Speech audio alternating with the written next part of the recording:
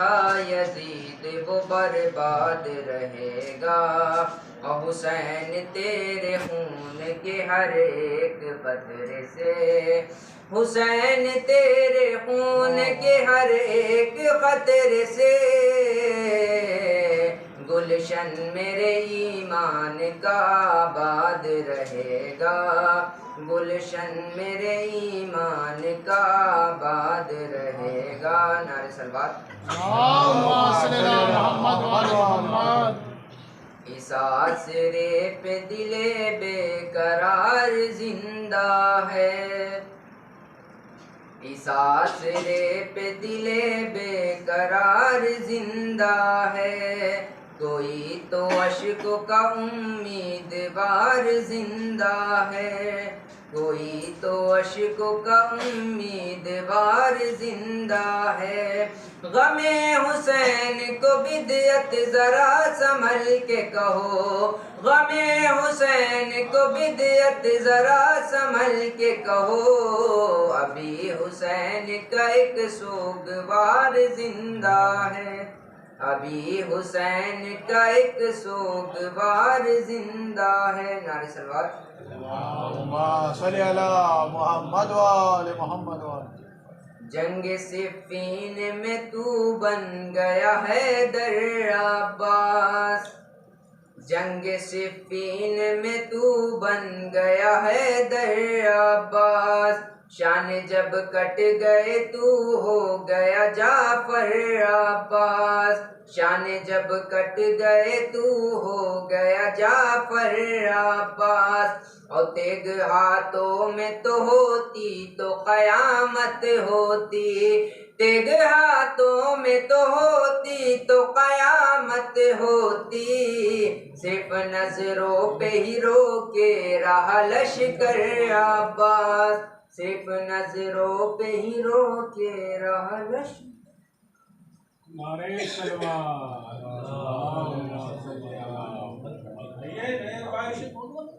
آئیے میر بھائی۔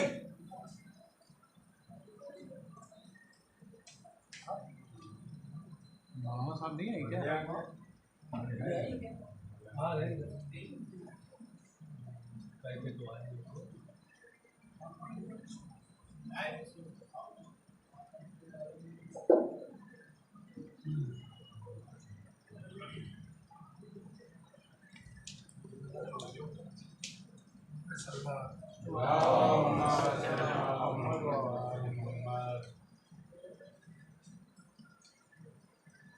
سوا رسول کے جانے کی کوئی کیا ہے،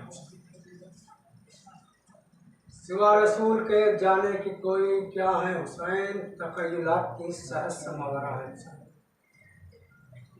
تخیلات کے سرحد سے ماورا ہے حسین، خدا کے نور سے ہوتی ہے ابتدا جس کی، خدا کے نور سے ہوتی ہے ابتدا جس کی، اسے نور مسلسل کا سلسلہ ہے حسین، اسے نور مسلسل کا سلسلہ ہے حسین، طواف کرتی ہیں قرآن کی آیتیں جس کا، طواف کرتی ہیں قرآن کی آیتیں جس کا، جہان نور کا وہ خانہ خدا ہے حسین، جہان نور کا وہ خانہ خدا ہے حسین، ازل سے تابہ ابد اب کوئی نہ بھٹکے گا، ازل سے تابہ ابد اب کوئی نہ بھٹکے گا، میاں نے باطل حق ایسا فیصلہ ہے حسین، میاں نے باطل حق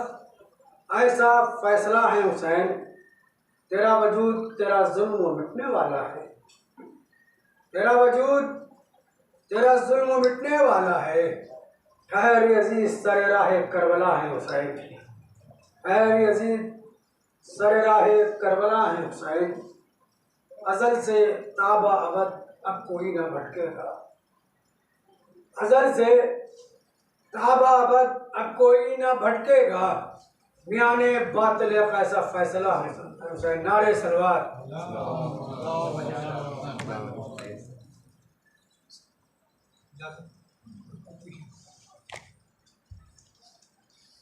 نجات پانا ہو جس کو ادھر چلا ہے، نجات پانا ہو جس کو ادھر چلا آئے، ہدایتوں کے سفینے کا نا خدا ہے حسین، ہدایتوں کے سفینے کا نا خدا ہے حسین، نجات پائی رسولوں نے جس کے سائے میں، نجات پائی رسولوں نے جس کے سائے میں، جناب فاطمہ زہرا کی وہ دعا ہے حسین، جناب فاطمہ زہرا کی وہ دعا ہے حسین۔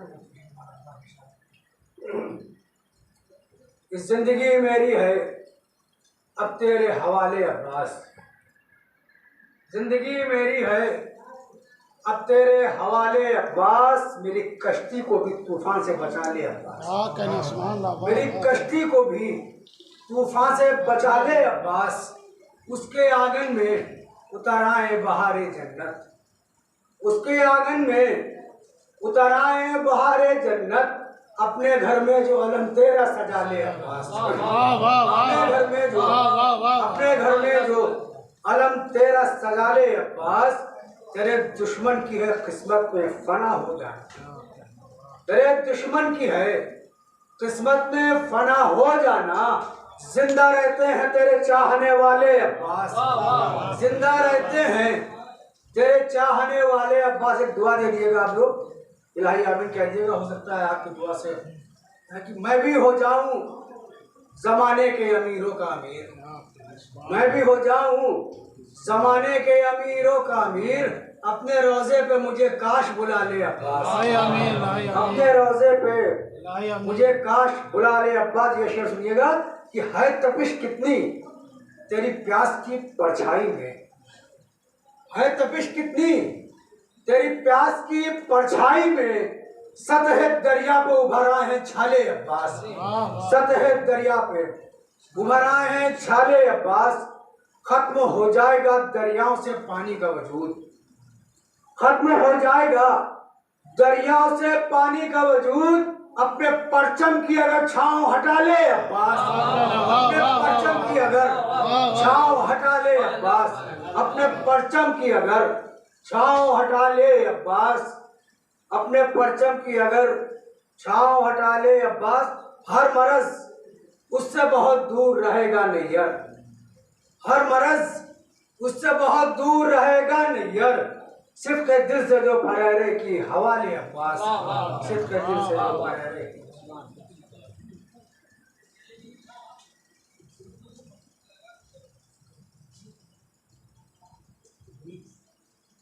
میں مولانا صاحب سے گزارش کرتا ہوں کہ وہ آئے اور اس کو عطا فرمائے۔ نعرہ سلوات،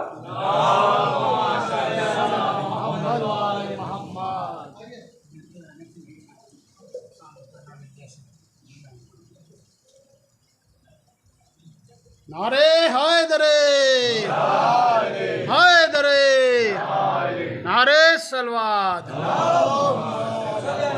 محمد وآل محمد۔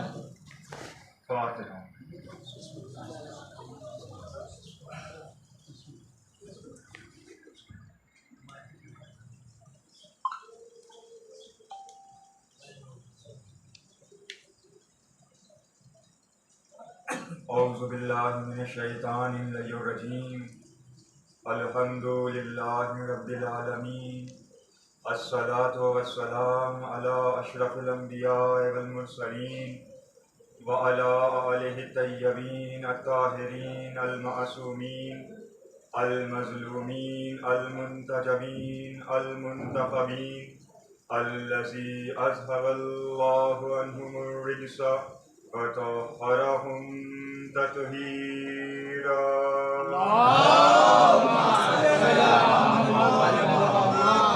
ولعنة اللہ علی غاصبی حقوقهم ومنکری فضائلهم وشجاعتهم وثقافتهم وفلاشتهم وعظمتهم وعطاشتهم اجمعین۔ اما بعد فقد قال اللہ سبحانہ وتعالی فی قرآن الکریم، بسم اللہ الرحمن الرحیم، یا ایہا الذین آمنوا اتقوا اللہ وکونوا مع الصادقين.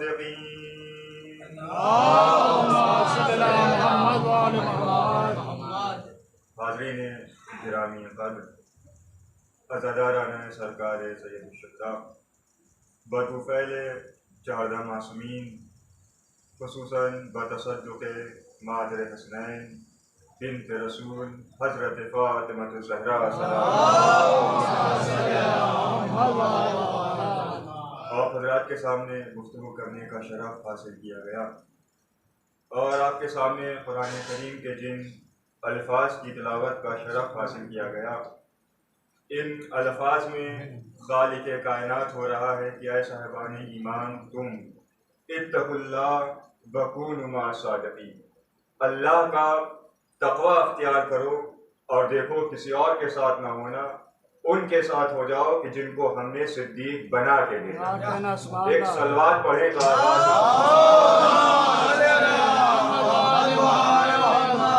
یعنی اگر آج کے لفظ پہ غور کیا جائے تو خداوند عالم نے یہ نہیں کہا کہ تم صدیق کو بنا لینا، کونوا مع الصادقین، تم صادقین کے ساتھ ہو جانا۔ دیکھیے الحمدللہ ہمارے یہاں بنانے کا کوئی تصور نہیں ہے، ہم نے جس کو بھی مانا اس کو اللہ نے بنایا اور رسول نے بتایا۔ جس کو اللہ نے بنایا ہم اسے تسلیم کرتے ہیں، جس کو رسول نے بتایا ہم اس کی اطاعت کرتے ہیں۔ اب نماز پڑھی جائے لیکن کیسے پڑھی جائے یہ کوئی فرشتہ نہیں بتائے گا، یہ اللہ کے نبی بتائیں گے۔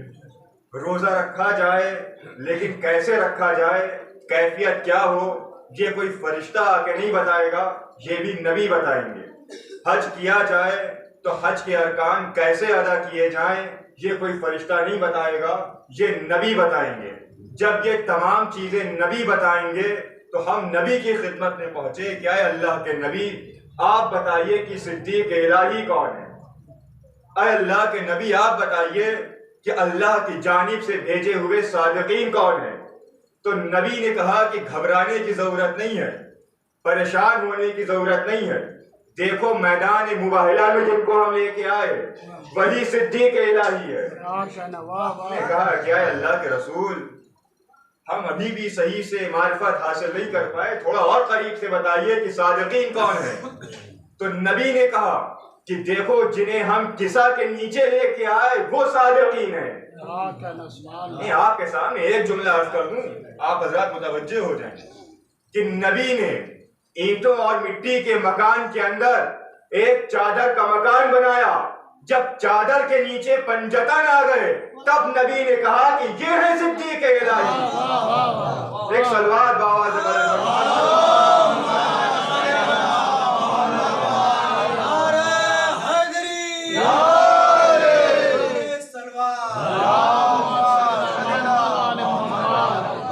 غور فرمائے، جب پنجتن آ گئے تب نبی نے کہا کہ یہ ہے صدیق الہی۔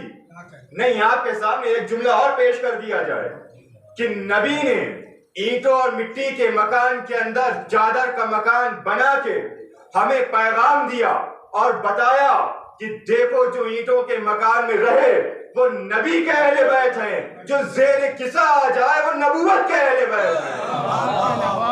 جو زیر کسا آ جائے وہ نبوت کے اہل بیت ہیں۔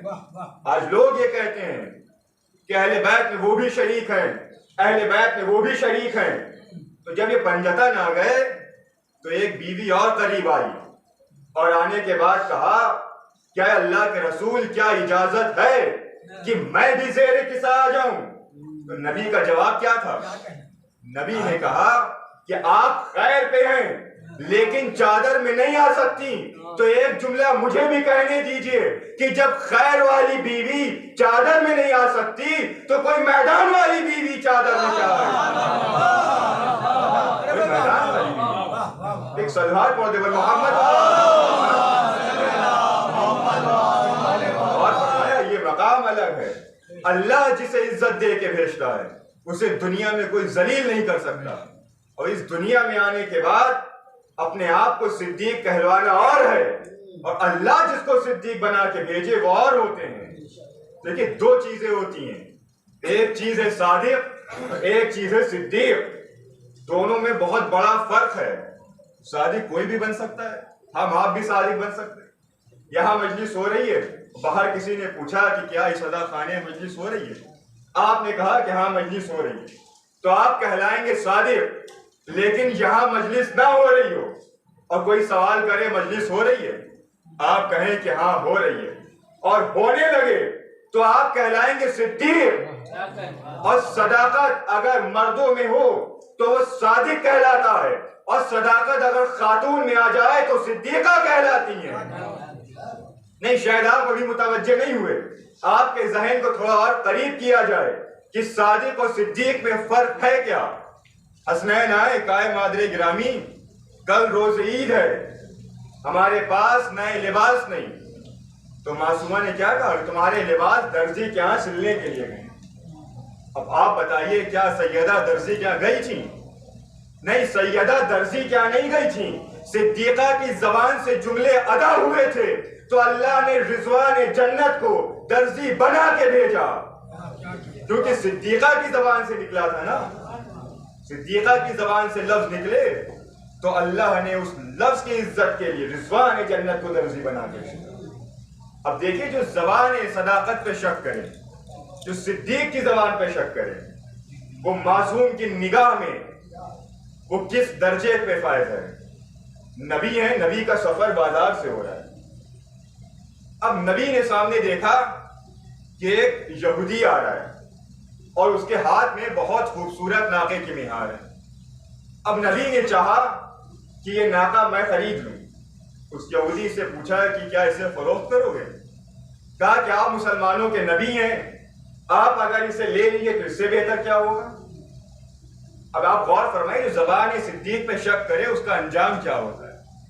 اب نبی نے ناقہ لے لیا، رقم دے دی.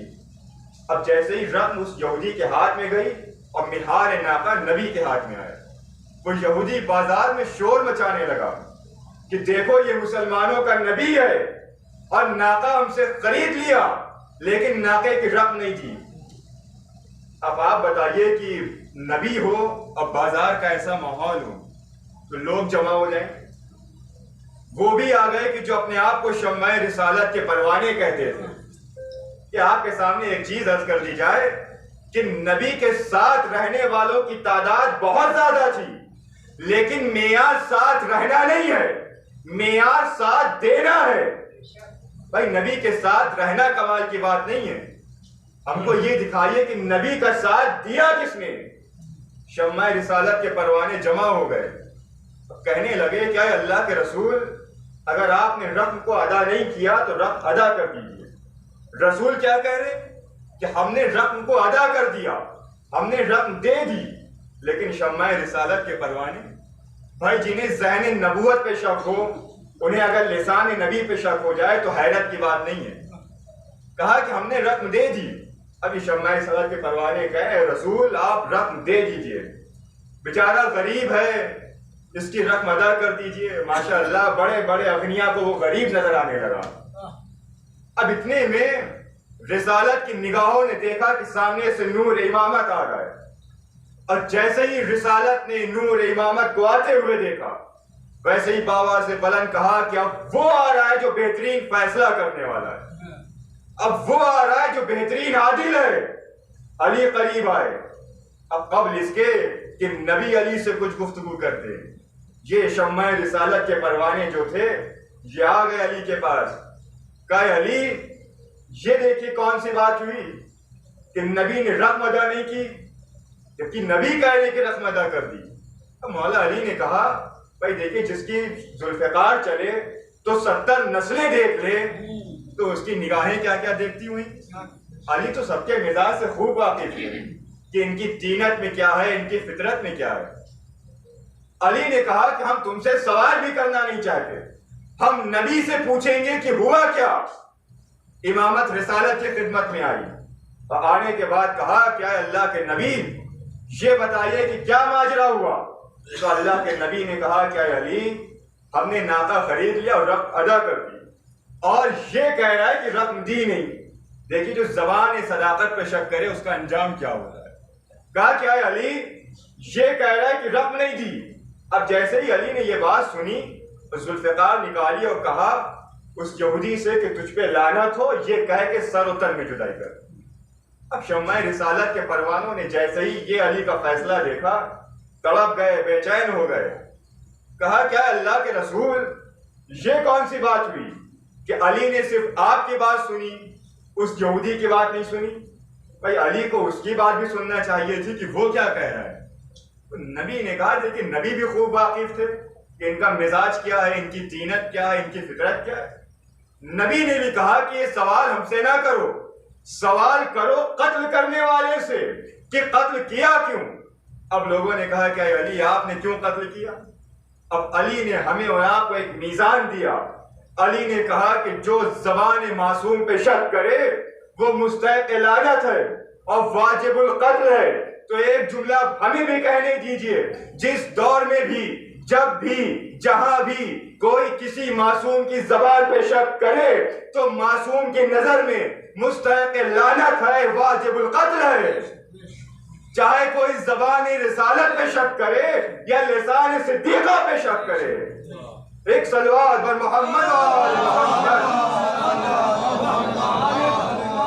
جو زبان صداقت پہ شک کرے وہ واجب القتل ہے. یہ علی پیغام دے رہے ہیں ہمیں اور آپ کو کہ جو شک کرے وہ واجب القتل ہے. یہ صادقین ہیں، ان کی زبان زبان معجزہ ہے. یہ زبان سے جو ادا کر دیتے ہیں وہ شے عالم وجود میں آ جاتی ہے. یہی علی دیکھیں، ان کے نام کا بھی بہت فائدہ ہے. آج ہمیں ٹھوکر لگتی ہے، ہم یا علی کہتے ہیں سمجھ جاتے ہیں. ان کے نام کا بھی بہت فائدہ ہے. کوئی اگر ان کا نام لے لے تو مصیبتیں ختم ہو جاتی ہیں. چاہے ان کا چاہنے والا ہو یا چاہنے والا نہ بھی ہو، لیکن دل کی گہرائی سے علی کو پکارے تو علی مشکل کشائی کو آتے ہیں.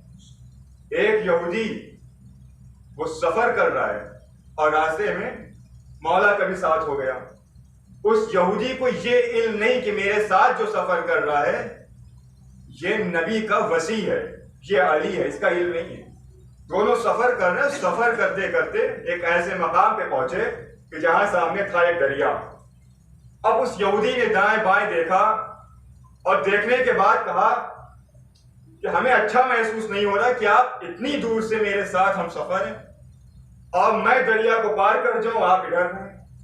تو علی نے کہا کہ یہ بتاؤ، نہ کوئی کشتی ہے نہ کوئی پل دکھائی دے رہا ہے، تم دریا کو کیسے پار کرو گے؟ تو اس یہودی نے کہا کہ میرے پاس ایک ایسا اسم ہے، ایک ایسا نام ہے کہ جس کی تلاوت میں کروں گا تو دریا مجھے راستہ دے دے گا. اب جیسے ہی یہ سنا تو مولا علی نے کہا کہ جب تمہارے پاس ایسا اسم ہے تو بسم اللہ، تم جاؤ دریا کو پار کر جاؤ. اب اس نے زبان سے کچھ پڑھا اور دریا کو عبور کر لیا. اب جیسے ہی اس طرف پہنچا تو پلٹ کے کہتا ہے مولا سے، دیکھیے معرفت نہیں ہے، جانتا نہیں ہے کون. پلٹ کے کہتا ہے کہ کاش جو اسم میرے پاس تھا وہی اسم آپ کے پاس بھی ہوتا تو آپ بھی دریا کو پار کر لیتے. اب جیسے ہی مولا نے یہ سنا تو دریا پہ قدم رکھتے ہوئے اس طرف پہنچ گئے. اب جیسے ہی اس طرف پہنچے اس یہودی نے سر سے پاؤں تک دیکھا اور دیکھنے کے بعد کہا کہ یہ بتائیے کہ آپ نے دریا کو کیسے پار کیا؟ اب مولا نے پوچھا پہلے تم بتاؤ کہ تو نے دریا کو کیسے پار کیا؟ کہا کہ ہم نے کوئی آسمانی کتابوں کی تلاوت نہیں کی، بلکہ ہم نے یہ سنا تھا کہ آخری دور میں ایک نبی ہوگا جس کا نام محمد ہوگا، اس کا ایک وصی ہوگا کہ جس کا نام علی ہوگا. اب جو مصیبت میں گرفتار علی کو پکارے گا علی اس کی مدد کو آ جائیں گے، علی اس کی مدد کو آ جائیں گے. جیسے ہی یہ سنا علی نے کہا کہ لو تو نے علی کو پکارا، علی بھی آ گیا. کہا کہ آپ ہی علی ہیں؟ کہا ہم ہی علی ہیں. بھائی جس کے نام سے مصیبتیں ختم ہو جایا کرتی ہوں، جب مجسم اس علی کو دیکھ لیا تب اس سے رہا نہ گیا. اس نے کہا کہ اتنے سال گزر گئے ہم اس نام سے فائدہ اٹھاتے تھے، مصیبتوں میں گرفتار ہوتے تھے تو نام علی لیتے تھے، مصیبتیں ختم ہو جاتی تھی. آج تو مجسم علی کا دیدار ہو گیا. کہا کہ مولا جب میں چلا تھا تو یہودی تھا، لیکن اب چاہتا یہ ہوں کہ آپ کے ہاتھ پہ کلمہ پڑھ لوں. تو مولا نے کہا کہ دیر کس چیز کی، کلمہ پڑھ لو. کہا کہ نہیں مولا، میں یہ چاہتا ہوں کہ ایک معجزہ آپ اور دکھائیے. مولا نے پوچھا کہ اب تو کیا دیکھنا چاہتا ہے؟ کہا مولا سامنے جو پیڑ لگا ہے آپ اسے اشارہ کریے، وہ چلتا ہوا آپ کے قدموں میں آ جائے.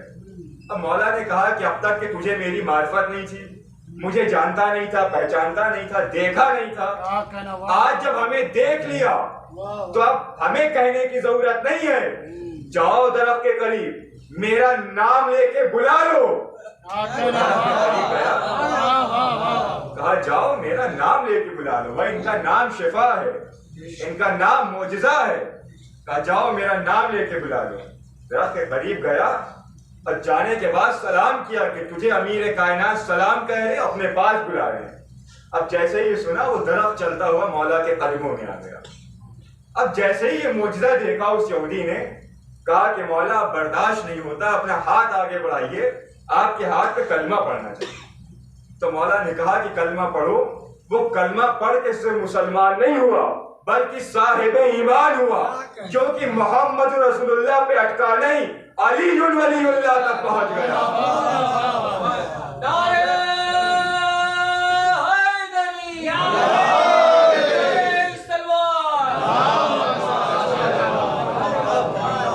خدا سلامت رکھے نعرہ لگانے والا۔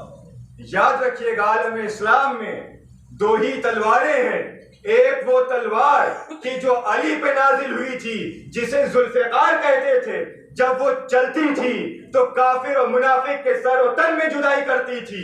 ایک آج کے دور کی تلوار ہے جسے نعرہ حیدری کہتے ہیں، جب یہ چلتی ہے تو کافر اور منافق کے سینوں کو چیر دیتی ہے۔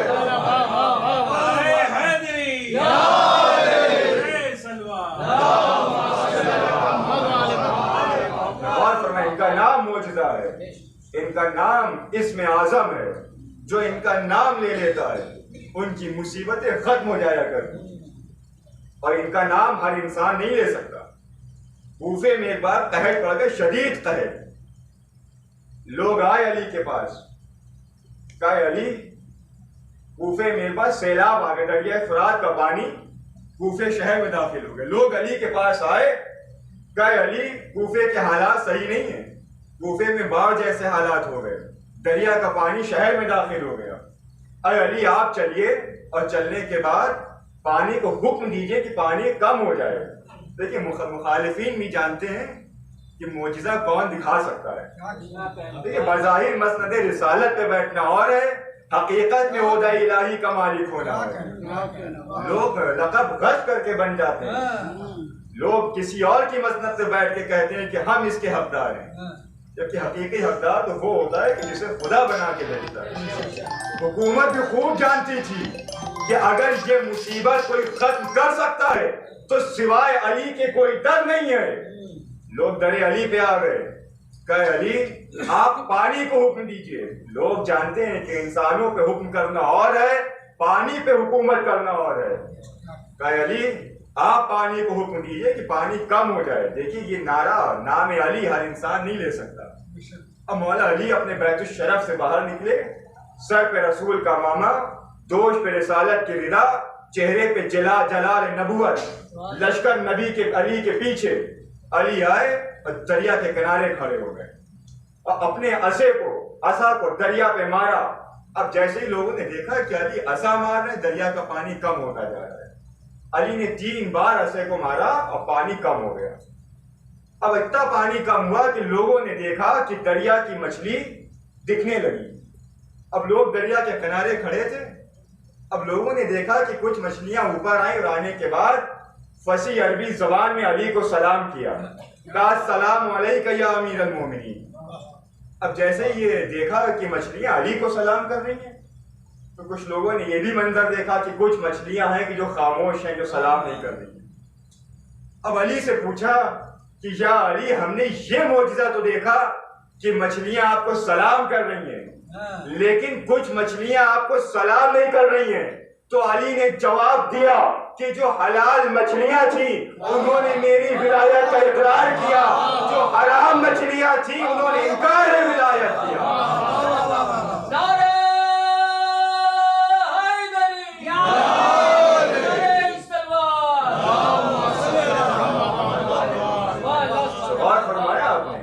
ہر انسان علی کا نام نہیں لے سکتا، جس انسان کی رگوں میں خون حلال ہوگا وہی ذکر علی کر سکتا ہے۔ ہر انسان کے بس میں نہیں ہے کہ وہ علی کا نام لے، ہر انسان کے اختیار میں نہیں ہے کہ اس کی زبان سے علی ادا ہو جائے. اور یہ علی وہ علی کہ جس نے ہر نبی کی مدد کی. ہر نبی کے مددگار کا نام علی، لیکن ہر نبی کی مدد کی وہ پوشیدہ طور سے مدد کی. مولا علی نے خود فرمایا کہ میں ظاہر ہوا آخری نبی کی مدد کے لیے.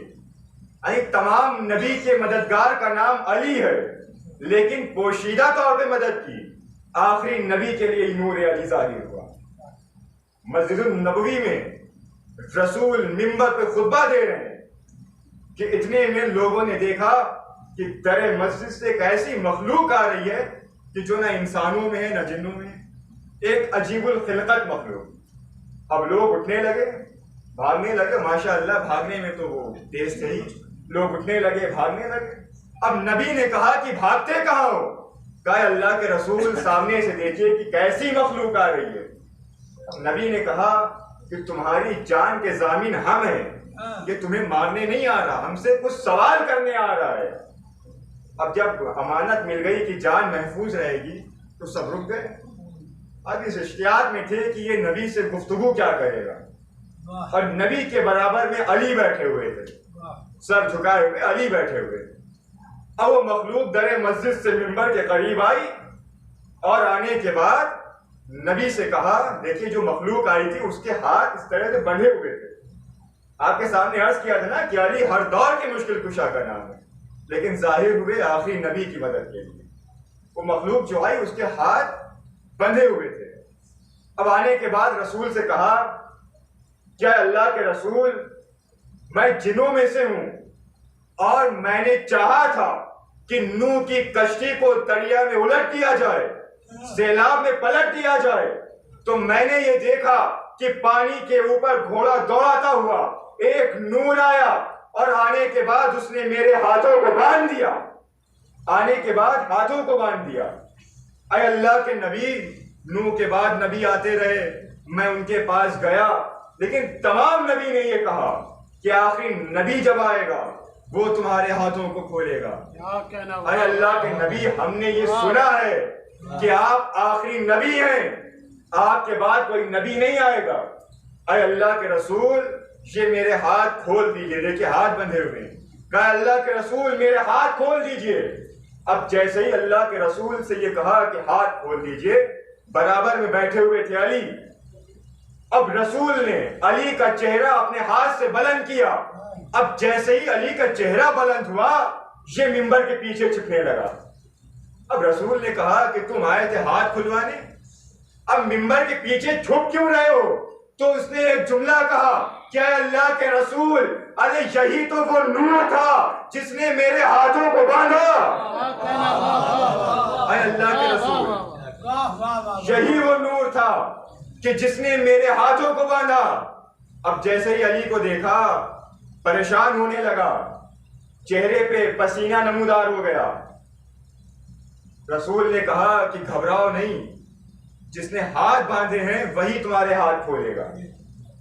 اب علی آگے بڑھے کہ ہاتھ کھول دیے جائیں. تو نبی نے کہا کہ یا علی، میری ایک شرط ہے. کہا کیا شرط ہے؟ کہا اللہ کے رسول آپ کی شرط کیا ہے؟ کہا کہ میری شرط یہ ہے. علی نے چاہا کہ ہاتھ کھول دیے جائیں. اب علی آگے بڑھے کہ ہاتھ کو کھولا جائے. تو علی نے تو نبی نے کہا کہ میری ایک شرط ہے. کہا کیا شرط ہے؟ کہا میری شرط یہ ہے کہ یہ اپنی زبان سے اللہ کی وحدانیت اور میری رسالت کی گواہی دے دے تو ہاتھوں کو آزاد کیا جائے گا.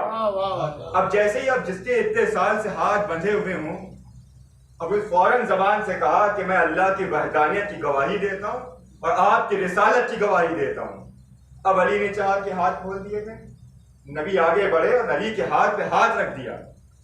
کہا علی، ابھی بھی اس کے ہاتھ کو آزاد نہ کرنا. دیکھیں اللہ کی وحدانیت کی گواہی دے چکا، رسول کی رسالت کی گواہی دے چکا، ہاتھ بندھے ہوئے ہیں، کہا ابھی ہاتھ نہ کھولنا، کہا اللہ کے رسول کیا بات ہے، اب ہاتھ کیوں نہ کھولوں؟ تو اللہ کے رسول نے جواب دیا کہ اے علی، پہلے یہ زبان سے تمہاری ولایت کی گواہی بھی دے۔ جب یہ زبان سے علی ولی اللہ کہہ لے گا تو اس کے ہاتھ کو کھول دینا۔ تو آج آپ دیکھتے چلیے، جن کے ہاتھ بندھے ہوئے ہیں وہ صرف علی ولی اللہ نہیں کہتے، محمد رسول اللہ پہ اٹکے ہوئے ہیں۔ جن کے ہاتھ آزاد ہیں انہوں نے اقرار ولایت کیا۔ صلوات بر محمد و آل محمد۔ نعرہ حیدرے، حیدرے، نعرہ سلوات۔ غور فرمایا آپ نے؟ آج آپ دیکھتے جائیے کہ جن کے ہاتھ بندھے ہوئے ہیں وہ مجرم ہیں، اللہ کے بھی اور نبی کے بھی، کیونکہ زبان سے علی کی ولایت کا اقرار نہیں کیا۔ جن کی ولایت کے سبب نبیوں کو نبوتیں عطا ہوئی ہوں، رسول کو رسالتیں عطا ہوئی ہوں، یہ انہی کی ولایت کا صدقہ ہے کہ اللہ نے تمام نبیوں کو نبی بنایا۔ لیکن افسوس اسی بات کا ہے کہ اللہ نے جس کو اتنی فضیلتیں دے کے اس دنیا میں بھیجا ہو، اسی کے ساتھ بعد رسول انصاف نہ کیا گیا۔ رسول کی آنکھ بند ہوئی تو خانوادہ رسالت پہ وہ مصائب ڈھائے گئے کہ اگر ان کا تذکرہ کسی غیر کے سامنے بھی کیا جائے تو آنکھوں سے آنسو نکل آتے۔ اس در کے اوپر کہ جس در پہ رسالت مسلسل سلام کرتی ہے، خدا لعنت کرے ان ملونوں کو، جلتا ہوا دروازہ بیوی کے پہلو پہ گرا دیا۔ لیکن ظلم یہیں پہ خاموش نہیں ہوا، یہ ظلم اپنی معراج پہ اس وقت پہنچا جب کربلا کے میدان میں حسین ابن علی کو گھیر کے شہید کر دیا۔ خدا آپ کی آوازوں پہ رحمت نازل کرے۔ ایام عزا رخصت ہو رہے ہیں۔ ابھی کل کی بات تھی کہ ہم نے فلق محرم کا چاند دیکھا تھا، بس اب 2 ہی 3 دن بچے ایام عزا ہم سے رخصت ہو رہے ہیں۔ وہ عزا کہ جس کی بنیاد بیوی زینب نے ڈالی، وہ پہلی مجلس کی جس کی خطیبہ کا نام جناب زینب نے دربار شام میں مجلس برپا کی۔ اب مجلس میں مسائل پڑھے اپنے بھیا حسین کے۔ آج آپ کو معلوم ہے نا کہ ہمارے معاشرے کا یہ دستور ہے کہ ہمارے یہاں جب مجلس ہوتی ہے تو بعد مجلس تبرک تقسیم کیا جاتا ہے۔ جب جناب زینب نے پہلی مجلس منعقد کی اس کے بعد بھی تبرک تقسیم ہوا، لیکن تبرک کیا تھا؟ ایک بڑی سی گٹھی جناب زینب کے سامنے رکھی گئی۔ جناب زینب نے اس کو کھولا تو کچھ چادریں تھیں، ایک چادر اٹھائی، کہا ام لیلا یہ آپ کی چادر، ایک چادر اٹھائی، کہا رقیہ یہ تمہاری چادر، ایک چادر اٹھائی، کہا بھابھی رباب ارے یہ آپ کی چادر، ایک چادر اٹھائی، کہا ام کلثوم یہ تمہاری چادر، ایک ننھی سی چادر زینب کے ہاتھوں پہ آئی۔ زینب نے زندان شام کا رخ کیا، کہا سکینہ یہ تمہاری چادر ہے سکینہ، جزاکم اللہ خیر الجزا، خدا آپ کو کوئی غم نہ دے سوائے غم سرکار سید الشہداء کے۔ زینب ننھی سی چادر کو لے کے اٹھی اور زندان شام میں آئی۔ آنے کے بعد سکینہ کے قبر پہ چادر کو رکھا، ایک جملہ کہا ہے سکینہ ارے تمہیں وطن جانے کا بہت اشتیاق تھا، اے سکینہ لو تمہاری چادر آ گئی، اے سکینہ ہمارے ساتھ وطن چلو، اے سکینہ ہمارے ساتھ وطن چلو۔ زینب زندان سے باہر آئی، دیکھا کہ سامنے محملیں تیار ہیں لیکن محملوں پہ رنگین پردے لگے ہوئے ہیں۔ زینب نے بلایا سید سجاد قریب آؤ، سید سجاد قریب آئے، کہا پھوپھی اماں کیا بات ہے؟